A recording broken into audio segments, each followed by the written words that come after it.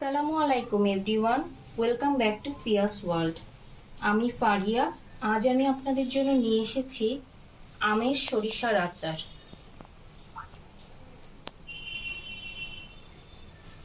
চলুন দেখে নেওয়া যাক আমের সরিষার আচার তৈরি করতে আমাদের যা যা লাগছে। এখানে আমি মশলা দিয়ে মাখানো আম নিয়েছি। আম 3-4 ঘন্টার বাতাসে রেখে দিয়েছিলাম। চিনি নিয়েছি 3 টেবিল চামচ, লবণ পরিমাণ মতো, রসুন কুচি 2 টেবিল চামচ, ভিনিগার 2 টেবিল চামচ, সরিষা আমি কাঁচামরিচ দিয়ে বেটে নিয়েছি 2 টেবিল চামচ এবং 4-5টি কাঁচামরিচ। এখানে আমি কাঁচামরিচ নিয়েছি 5-6টি এবং শুকনা মরিচ নিয়েছি 4টি। ধনে গুঁড়া নিয়েছি 1 চা চামচ। 1 কাপ নিয়েছি সরিষার তেল। আচার তৈরি করার জন্য আমি একটি মশলা বানিয়ে নিয়েছি। মশলাটি আমি প্রথমে কড়াইতে ভেজে নিয়েছি। শুকনা কড়াইতে আমি 4-5টি শুকনা মরিচ দিয়েছি, 5 ফোড়ন দিয়েছি, 1 টেবিল চামচ মৌরি দিয়েছি 1 চা চামচ এবং ধনে দিয়েছি 1 টেবিল চামচ। তারপর মশলাটি খুব ভালো করে ভেজে তারপর আমি শিলপাটায় হালকা করে ভেঙে নিয়েছি, মানে হালকা বাটা দিয়েছি। মশলাটা দেখুন একদম খুব সুন্দর করে মিহি করে বাটি নাই, এরকম আস্তে আস্তে থাকবে, এভাবে বেটে নিয়েছি। বন্ধুরা, এই পর্যায়ে আমি আমগুলো ঠিক এই আকারে কেটে নিয়েছি এবং খুব ভালো করে ধুয়ে নিয়েছি। ধুয়ে পানি ঝরিয়ে নিয়েছি। এখন আমি আমের টুকরাগুলা খুব ভালো করে পরিষ্কার কাপড় দিয়ে মুছে নিব। খুব ভালো করে মুছে নিতে হবে, না হলে আম দীর্ঘদিন সংরক্ষণ করা যাবে না। এভাবে একটি একটি করে খুব ভালো করে আম মুছে নিতে হবে। আমগুলি আমার খুব ভালো করে মোছা হয়ে গেছে। এখন আমি এই পাত্রে ঢেলে দিব। এখন আমি কিছু মশলা দিয়ে আমগুলি মাখিয়ে রাখবো। প্রথমে আমি মরিচ গুঁড়া দিচ্ছি 1 টেবিল চামচ, পরিমাণ মতো লবণ দিব, 2 চা চামচ হলুদ গুঁড়া দিচ্ছি। এখন এই 3টি উপকরণ দিয়ে আমগুলো খুব ভালো করে মাখিয়ে নিতে হবে। তারপর আমি রোদে দিব না, আমি জাস্ট বাতাসের নিচে আমগুলা 2-3 ঘন্টা রেখে দিব। তারপর আমি আচার বানাবো। আমি চুলাটা অন করে নিয়েছি। এবার সরিষার তেল দিয়ে দিব। তেলটা খুব ভালো করে গরম করে নিব। দেখুন তেল গরম হয়ে গেছে। এখন আমি রসুন কুচি দিয়ে দিব। রসুনটা খুব ভাজা ভাজা করে নিতে হবে প্রথমে। আচারটা আমি একদম মিডিয়াম আঁচে রান্না করব, না হলে নিচে লেগে যাবে।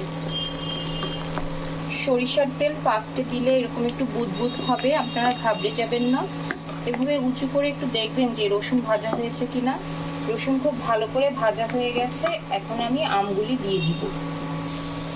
এখন আমি খুব সাবধানে আমগুলি দিয়ে দিব।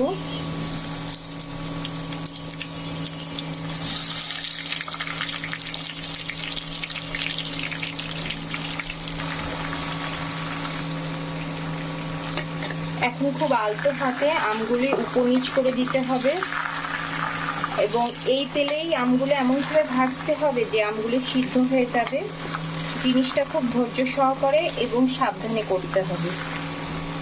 আচার বানানো আসলে অনেক ভালোবাসার কাজ, তাড়াহুড়া করলে হবে না, জিনিসটা অনেক সাবধানে করবেন।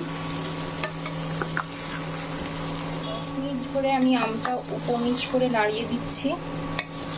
ভালো করে আগে ভেজে নিতে হবে এবং এই পরিমাণ তেলেই এটা ভাজা হবে। খুব সাবধানে কাজটি করতে হবে, যেন আচার নিচে লেগে গেলে আচারের টেস্টটাই নষ্ট হয়ে যাবে।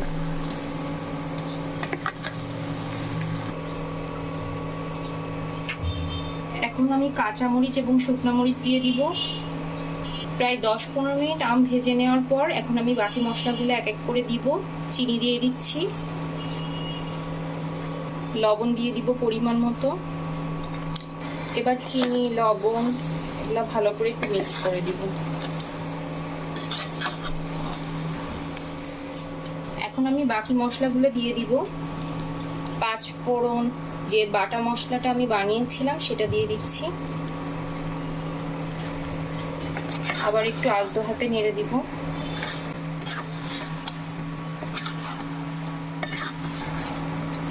দেখুন কি সুন্দর কালার এসেছে। এবার আমি সরিষা বাটাটা দিয়ে দিব। সরিষা বাটা দিয়ে দিচ্ছি। আমি আগেও বলেছি সরিষা বাটার সময় অবশ্যই কাঁচামরিচ দিয়ে দিবেন, না হলে সরিষাটা তেতো হয়ে যাবে। এজন্য অবশ্যই 4-5টি কাঁচামরিচ দিয়ে সরিষা বেটে নেবেন।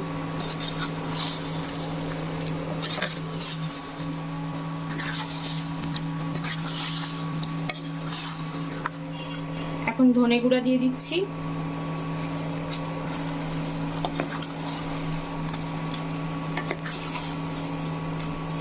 দেখুন আচারটার কি সুন্দর কালার এসেছে। আসলে মশলা দিয়ে বেশিক্ষণ আচার নাড়ানাড়ি করার কোনো প্রয়োজন নাই। আমার আচার প্রায় হয়ে গেছে। এখন লাস্ট পর্যায়ে আমি ভিনিগার অ্যাড করে দিচ্ছি। ভিনিগার আসলে দীর্ঘদিন সংরক্ষণ করার জন্য আমি অ্যাড করছি। আপনার বাসায় যদি ভিনিগার না থাকে চাইলে নাও দিতে পারেন, কিন্তু দীর্ঘদিন যদি এটা বাসায় রেখে খেতে চান তাইলে অবশ্যই ভিনিগার অ্যাড করবেন।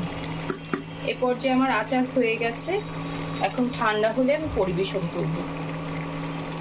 ভিউয়ার্স, তৈরি হয়ে গেল আমার সুস্বাদু আমের সরিষার আচার। আপনারা বাসায় অবশ্যই এটা ট্রাই করে দেখবেন এবং আমাদের জানাবেন কেমন হলো। এতক্ষণ আমাদের সাথে থাকার জন্য অসংখ্য ধন্যবাদ। ভিডিওটি যদি ভালো লেগে থাকে তাহলে লাইক ও কমেন্ট করবেন এবং বন্ধুদের সাথে বেশি বেশি শেয়ার করবেন। পরবর্তী ভিডিওগুলো দেখতে চ্যানেলটি অবশ্যই সাবস্ক্রাইব করতে ভুলবেন না। আল্লাহ হাফেজ।